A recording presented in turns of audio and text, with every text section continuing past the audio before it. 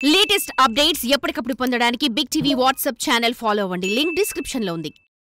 ప్రస్తుతం టాలీవుడ్ లో ఎక్కడ చూసినా కానీ వినిపించేది ఒకటే, మోహన్ బాబు ఇంట్లో జరుగుతున్న రచ్చ గురించి. అసలు ఇన్ని రోజులుగా లేని ఇప్పుడు కొత్తగా, అంటే గతంలో కొన్ని గొడవలు ఉన్నప్పటికీ కూడా కలిసిపోయి ఉన్న వాళ్ళు ఇప్పుడు సడన్ గా మోహన్ బాబుపై మంచు మనోజ్ కేసు పెట్టడం, మనోజ్ పై రిటర్న్ లో మోహన్ బాబు కేసు పెట్టడం, అసలు ఇప్పుడు మొత్తం ఫ్యామిలీ అంతా కూడా ఇప్పుడు ఒక పెద్ద హాట్ టాపిక్ గా మారారు. సో ప్రస్తుతం మనతో పాటు ప్రముఖ సినీ క్రిటిక్ చిట్టిబాబు గారు ఉన్నారు. అసలు వారి విషయంలో ఏం జరుగుతుందో, అసలు ఎందుకు ఇలా జరుగుతుందని మరిన్ని విషయాలు కూడా మనం వారిని అడిగి తెలుసుకుందాం. నమస్తే సార్. సార్ చెప్పండి, అసలు మా మోహన్ బాబు గారితో మీ ప్రయాణం ఎలా ఉండేది? మా ప్రయాణం 45 ఇయర్స్. అల్లూరు సీతారామరాజులో పెళ్లి కొడుకు వేషం వేసినప్పుడు నేను అసిస్టెంట్ డైరెక్టర్ సినిమాకి. అప్పటి నుంచి ట్రావెల్. అంతకుముందు నేను స్కూల్లో చదువుతున్నప్పుడు తన డ్రిల్ మాస్టర్. అప్పుడు తన డ్రిల్, నేను 4వ క్లాసు, తన డ్రిల్ మాస్టర్. సో 10 ఏళ్ళు మాస్టర్గా ఉండేది. ప్రొఫెషనల్గా తను అల్లూరు సీతారాంలో ఫస్ట్ పెళ్లి కొడుకు వచ్చి ఆ సినిమాకి నేను అసిస్టెంట్ డైరెక్టర్. అట్లా పరిచయం. అక్కడ నుంచి ట్రావెల్ 45 ఏళ్ళుగా చదువుతాను. నన్ను డైరెక్టర్ చేసింది కూడా తనే. సో ఇట్స్ ఎ వెరీ ముచ్చటైన స్నేహం. మా ఇద్దరి మీద నన్ను చాలా ప్రేమగా తమ్ముళ్ళలాగా చూస్తూ ఉంటాడు, తమ్ముళ్ళలాగా మాట్లాడుతూ ఉంటాడు. నేను అన్నాను గౌరవంగా ఉంటాను. సో అంటే ఇప్పుడు ఈ మధ్య కాలంలో, అంటే గత 2 రోజుల నుంచి చూసుకున్నప్పటికీ కూడా వాళ్ళు ఒక పెద్ద హాట్ టాపిక్ గా మారిపోయారు టాలీవుడ్ లో. అసలు ఇప్పుడు వాళ్ళ మధ్యలో గొడవ జరగడానికి కారణం ఏమై ఉంటుంది? ఏముందమ్మా, ఇప్పుడు ఆస్తులు ఉన్న చోట, సంపద ఉన్న చోట గొడవలు ఉంటే సహజమ్మా. అంబానీ, ముఖేష్ అంబానీ, అనిల్ అంబానీ, ధీరుభాయ్ అంబానీ కొడుకులు బ్రహ్మాండమైన ఆస్తులు, కానీ పొట్టాడుకోలేదా, గొడవలు పడలేదా, విడిపోలేదా? సో ఇది ఆస్తి సంపద ఎక్కడైతే ఏర్పడుద్దో అక్కడ ఈ సమస్యలు వస్తాయి. ఇదే ప్రపంచం మొత్తం. ఇవాళ ఆంధ్రప్రదేశ్లో మనం సెన్సస్ తీస్తే ఆస్తుల మీద గొడవలు ఉన్న కేసులు ఎన్ని చూస్తే తండ్రి కొడుకుల సమస్యలు, అన్నదమ్ముల మధ్య పోరాటాలు, అక్క చెల్లెల మధ్య పోరాటాలు, బావమరుదుల ఆస్తి గొడవలు 1,90,000 కేసులు ఉంటాయి.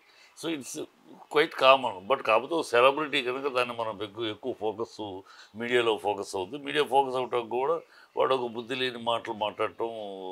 మనోజ్ ఇర్రెస్పాన్సిబుల్గా వాడు స్టాఫ్ పోలీసులకు ఫోన్ చేయటం. ఇంటి గొడవ ఇది, ఇంట్లో తెలుసుకోవాలి. మాట్లాడుకుంటారు, కూర్చుంటారు, కోటాడుకుంటారు, తిట్టుకుంటారు, ఏమైనా చేస్తారు. అది ఇంట్లో తెలిసి గబుక్కున్నాడు ఎవడో ప్రైవేటు సెక్రటరీ ఎవడో గబుక్కుని 100కు ఫోన్ చేయటం, పోలీసులు రావడం.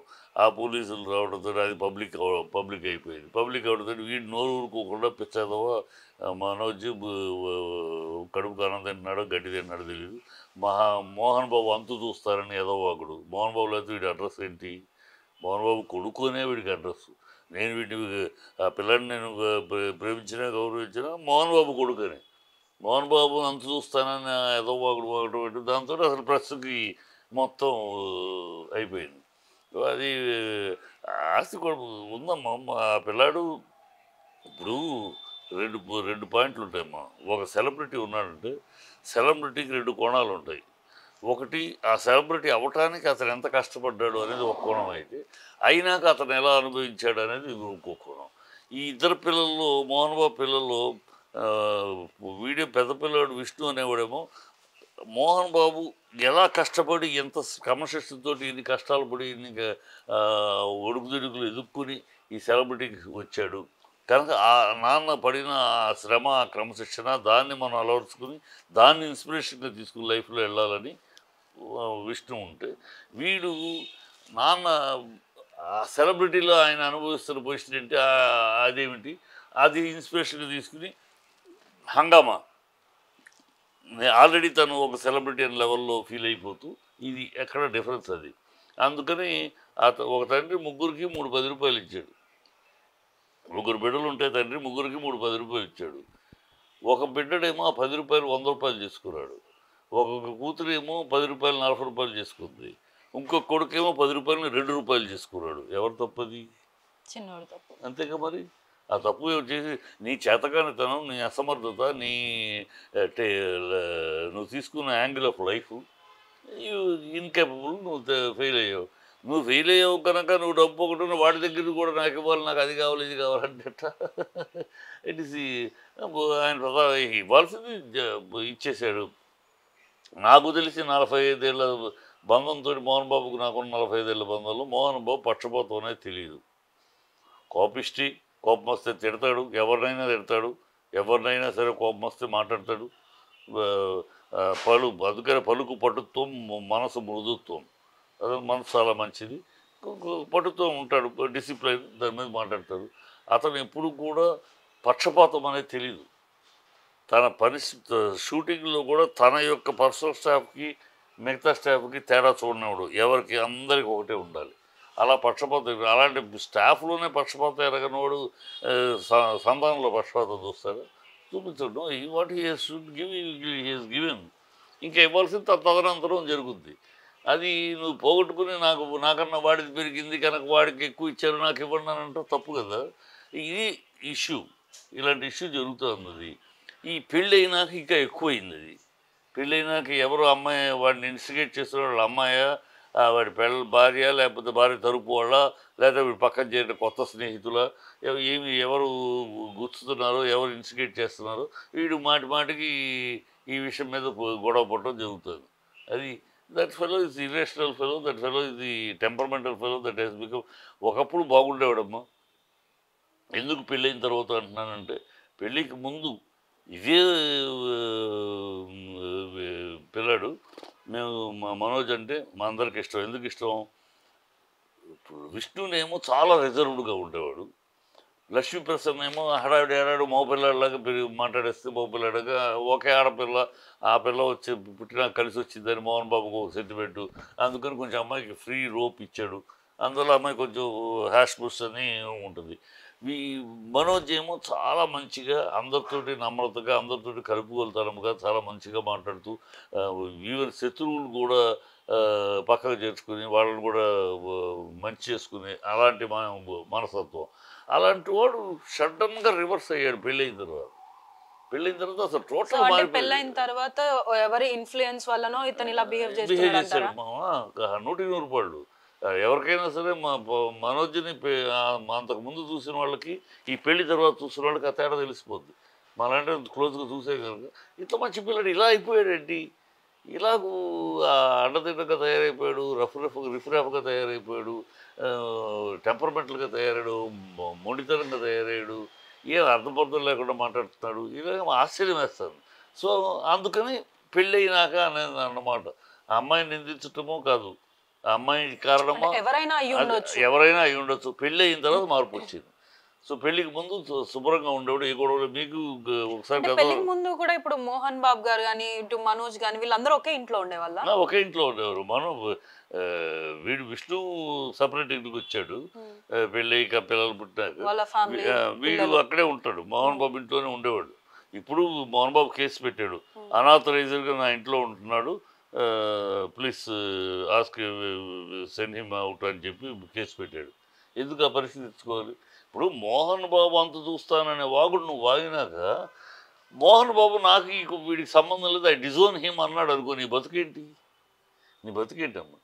ఇది మోహన్ బాబు కోపం వచ్చేసి ఇప్పుడు అదే కేసు పెట్టాడు, వాడు అనాథరైజ్డ్గా నా ఇంట్లో ఉంటున్నాడు, చాలదు నీకు? నువ్వు బయటికి వెళ్తే ఎవడు నువ్వు? మోహన్ బాబు అన్న ట్యాగ్ లేకపోతే హూ ఆర్ యూ? కృష్ణానగర్లో ఉన్నారు చాలా 100 మంది నీకన్నా పర్సనాలిటీ నీకన్నా ఉండి ఒక్క ఛాన్స్ కోసం ఎదురు చూస్తున్నారు చాలామంది ఉన్నారు. వాళ్ళలో ఒకటి అయ్యేవాడు. Because you are son of Mohan Babu, నీకు ఒక స్థాయి, ఒక స్టేటస్, ఒక గుర్తింపు. అది మర్చిపోయి మోహన్ బాబు అంత చూస్తానంటాడు. అలాంటి ఈ బిడ్డను ఏమనాలి? దారి తప్పిన బిడ్డ అనాలా? ఏదైతే ట్యాగ్ ఉందో ఆ ట్యాగ్ వల్లనే ఇప్పుడు మనోజ్ కి రికగ్నైజేషన్ వచ్చింది. ఒకవేళ ఇప్పుడు మోహన్ బాబు కనుక నాకు సంబంధం లేదు ఇతనితోనే అని అంటే మనోజ్ కున్న క్రేజ్ అంతా పడిపోతుంది అంటారా? అంటే డెఫినెట్గా మోహన్ బాబు కొడుకు కాకపోతే వాడికి ఎవడమ్మా? మోహన్ బాబు కొడుకు కాబట్టి ఆ విలువ, గౌరవం. అలాంటాడు మోహన్ బాబు అంటే తండ్రిని అంత చూస్తానని వీడిని, ఈ కొడుకుని ఏమనాలి? చెడబుట్టిన కొడుకు అనాలా? దారి తప్పిన కొడుకు అనాలా? అప్రాచ్యపు కొడుకు అనాలి? ఏ కొడుకు అనాలి? ఇలాంటి కొడుకుని ఎవరన్నా ఏ తండ్రి అయినా అంగీకరించగలరా? తండ్రిని నేను ఎంత చూస్తానంటావా నువ్వెంత, నీ బతుకెంత? ఆ తండ్రి లేకపోతే నువ్వేంటి? పిచ్చిపోగుడు ఇలా వాగటం ఆశ్చర్యం. అసలు మనోజ్ ఇలా మాట్లాడతాడు, ఇలా వాగుతాడు కళ్ళ కూడా ఊహించలేదు. మరి నేను నా చిన్నపిల్లనే చూస్తున్నానండి. నా నెంబర్ ఇలా అంటే అందుకనే పెళ్ళి అయినాక మారాడు అని. అంటే ఇప్పుడు కంప్లైంట్ ఎఫ్ఐఆర్ ఏదైతే ఇచ్చారో అందులో అంటే అందులో మెన్షన్ చేశారు లైక్ ఒక అన్నోన్ పర్సన్ వచ్చి అటాక్ చేశాడని చెప్పి.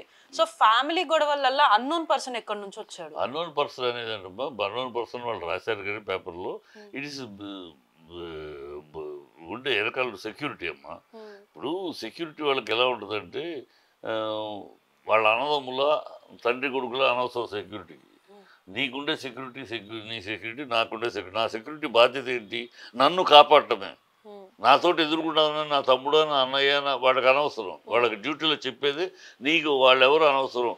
నీ మాస్టర్ కనుక చెప్పితే వాళ్ళు నా వాళ్ళని చెప్తే తప్పితే నువ్వు నీ మాస్టర్ కాపాడటమే నీ బాధ్యత. ఎవరినైనా తోసేయటమే. నీ మాస్టర్ లేదు వాళ్ళు నా వాళ్ళు అంటే ఆగాలి తప్పితే, లేకపోతే నువ్వు వర్తిస్తారు. వాళ్ళు డ్యూటీ వాళ్ళు చేశారు. ఆ డ్యూటీలో వాళ్ళ బౌన్సర్స్ ముందుకు వస్తే వీళ్ళ బౌన్సర్స్ ముందుకు వెళ్ళారు, ఒకళ్ళొకళ్ళు తోసుకున్నారు, ఆ తోపులో కింద పడ్డారు. All this things it happens. Bouncers ఎందుకు వెళ్ళారంటే వెళ్తారు, వాళ్ళ డ్యూటీ అది.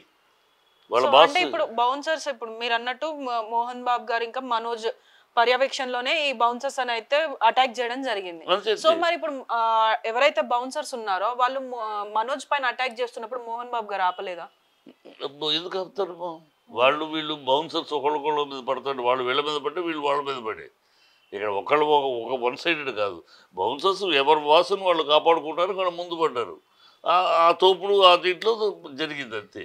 సో కొట్టాడమ్మా. సరే మోహన్ బాబు కొట్టాడు. ఏంటి ఓ కొడుకుని కొడతాడు తండ్రి, తంతాడు, తిడతాడు. After all your son. నువ్వు గడ్డాలు వచ్చినంత మాత్రం అడ్డాలప్పుడు బిడ్డ కాదంటే ఎట్లా? నువ్వు గడ్డాలు వచ్చినా ఇంకొక గుడ్డు వచ్చినా నువ్వు బిడ్డ అంతే. బిడ్డ తండ్రి కొడతాడు, తిడతాడు. నీకు వయసును బట్టి నువ్వు తప్పు చేసినా నోరు మూసుకుని కూర్చోడు.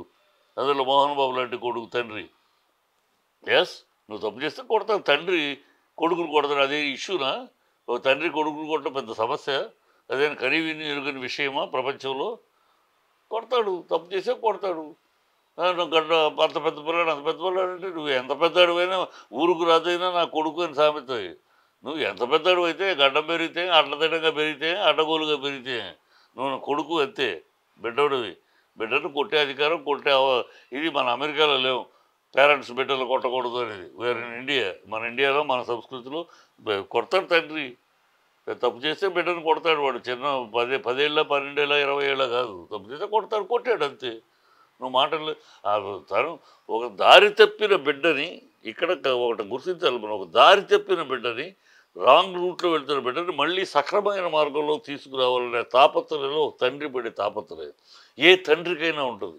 అయ్యో ఇద్దరు బిడ్డలు ఒక బిడ్డ శుభ్రంగా వెళ్ళిపోయాడు, వాడి గురించి ఆలోచించిన అవసరం లేదు, శుభ్రంగా సెటిల్ అయ్యాడు, వ్యాపారాలు అన్నీ చూసుకుంటున్నాడు. ఇంకో బిడ్డ ఇంట్లో అన్నీ దెబ్బతింటున్నాడు, అన్నీ తప్పు. వీడిని సరైన మనం చెప్తే వినలేదు, చెప్తే వినకుండా అన్నీ చేసుకొని నష్టపోతున్నాడు, మనుషులు పోగొట్టుకుంటున్నాడు, డబ్బులు పోగొట్టుకున్నాడు, కెరియర్ పోగొట్టుకుంటున్నాడు, అన్నీ పోగొట్టుకున్నాడు. వీడిని సరైన దారిలో తీసుకురావాలి, తప్పుదారిలోకి వెళ్ళేవాడికి లాక్కు రావాలని ఏ తండ్రిని తాపత్రపడతాడు. ఆ తాపత్రయమే మోహన్ బాబు పడింది. ఆ తాపత్రయంలోనే సామధాన భేద దండోపాయాలు ఉపయోగించాడు. ఈ సామధాన భేద వీటికి లొంగలవాడు దండోపాయం చేశాడు. Nothing but more than that. So అంటే ఇప్పుడు మంచు లక్ష్మి గారు కూడా ఇటు మనోజ్ని సపోర్ట్ చేయడానికి వచ్చారని చెప్పేసి అయితే కొన్ని వార్తలు వస్తున్నాయి. అది ఎంతవరకు నిజమండి? అది నిజమే. అమ్మాయి సపోర్ట్ చేసిందిగా. ఈ పెళ్ళికే మోహన్ బాబు ఒప్పుకోలే. మోహన్ బాబు ఆ రోజే చెప్పాడు, ఈ పెళ్ళి మనకు వర్కౌట్ అవుతురా, మనకు సరికాదు.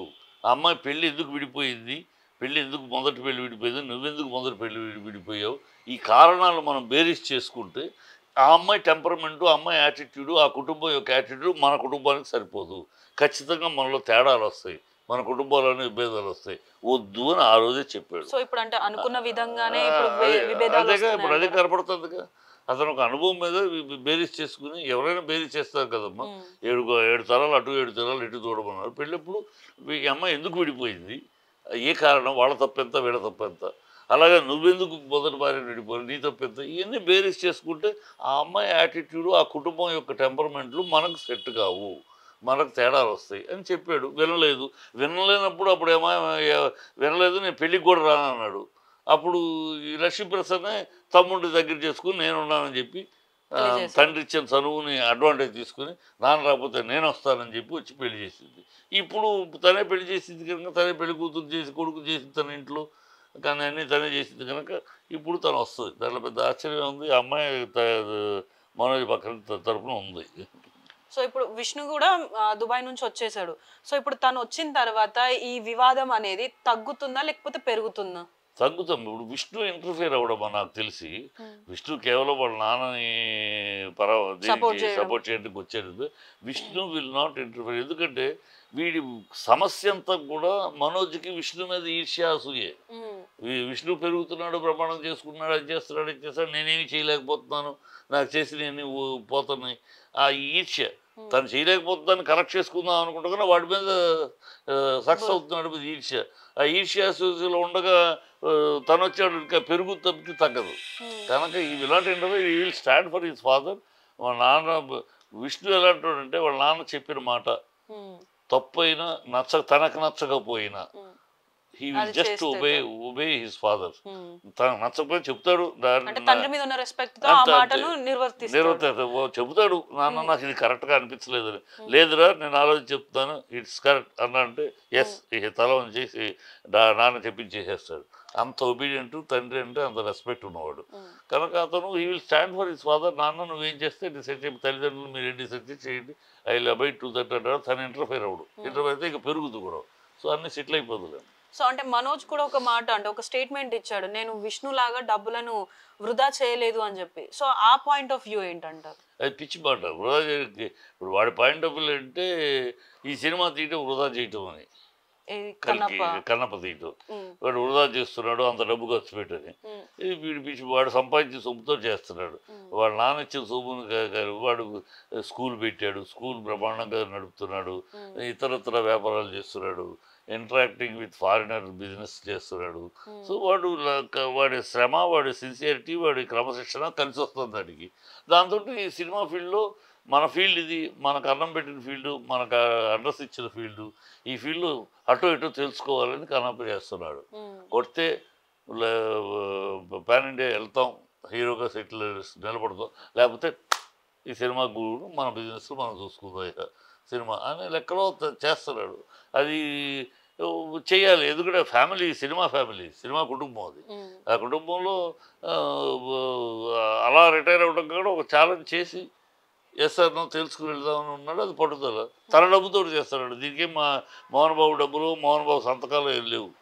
తను హీజ్ ఓన్ మనీ చేస్తాడు. అది నువ్వు చేయలేకపోతున్నావు. దానికని ఎవరు వేస్ట్ చేస్తాడు పిచ్చివాడు. నువ్వు వేస్ట్ చేసావు, మనోజ్ వేస్ట్ చేశాడు, నాట్ విష్ణు వెల్ డిసిప్లైన్ పిల్లడుగా. వాడికి మంచి బ్యాక్గ్రౌండ్ కూడా కుదిరింది. పెళ్ళి కూడా ఆ అమ్మాయి కూడా మంచి డిజైనరు, వాడికి బిజినెస్లో హెల్పింగ్ సపోర్టివ్గా ఉంది. సో బ్యూటిఫుల్ ట్విన్స్ పుట్టారు. ఆ ఫ్యామిలీ చాలా చక్కగా ఒకరికొకళ్ళు అన్యోన్యంగా ఒకరికొకళ్ళు ఉపయోగపడుతూ ఒకరికొకళ్ళు బిజినెస్లో కూడా సహకరించుకుంటూ బ్రహ్మాండంగా వెళ్తున్నారు. ఆ స్థితి నీకు లేదు, అందుకని ఈర్ష్య పడుతుంది తప్పితే ఇంకేం లేదు. సో అంటే ఇప్పుడు కొంతమంది అంటే బయట ఫ్యాన్స్ కానీ ఇటు మనోజ్ ఫ్యాన్స్ అయినా అటు మన అంటే విష్ణు వాళ్ళు అంటే పడని వాళ్ళు ఉన్న వాళ్ళు కూడా ఏమంటున్నారంటే తల్లులు వేరు కాబట్టి పిల్లల మధ్యలో విభేదంగా చూస్తున్నాడు మోహన్ బాబు, అందుకే ఇలాంటి గొడవలు వస్తున్నాయని అంటారు. ఇది ఎంతవరకు కరెక్ట్? ఇదంతా చీచీ మాటలమ్మా. తెలియని వాళ్ళు ఉన్న దూరం నుంచి ఏదో ఒకటి అనాలోచితంగా అవగాహన లేకుండా మాట్లాడటం. నెవర్. అమ్మాయి ఆ మాట అంటే పాపం చాలా తప్పు. ఎందుకంటే అమ్మాయి నిర్మల, మోహన్ బాబు వైఫ్, తన బిడ్డలను ఎవరికి చాలా కాలం అసలు ఆ బిడ్డలకు కూడా తెలియదు తన అమ్మ కాదని. ఆ చిన్న వయసులోనే పోయింది ఆవిడ. పెద్ద వాళ్ళ అక్కే కదా.